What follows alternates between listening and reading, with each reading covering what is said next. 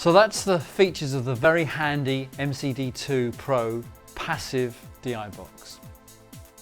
One of the other problems you have in the studio often is interfacing this huge range of brand new modular synthesis that's coming online. These are fantastic analog synthesis.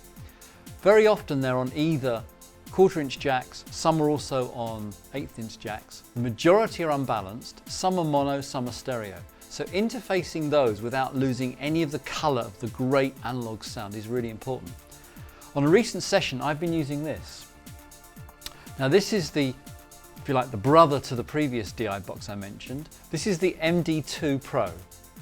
Now this offers you 2 stereo inputs. It's again a passive DI box with 3-stage attenuation.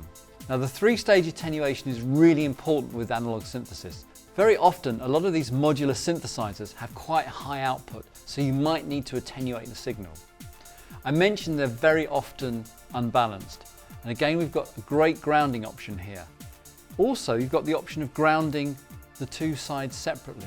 This is really important because you might take your feed on, say, a modular synthesizer from one particular section, and depending on the modules you have, they may actually be 2 discrete synthesizers. One might have a bit of noise on it and one might not. So in the case of that, you can have one side grounded and the other side not. Like its previous device, you've also got this very handy stereo to mono. It's worth remembering a lot of the modular synthesizers are often actually only mono, and the stereo effect is often, say, reverb or delay that's creating the stereo signal.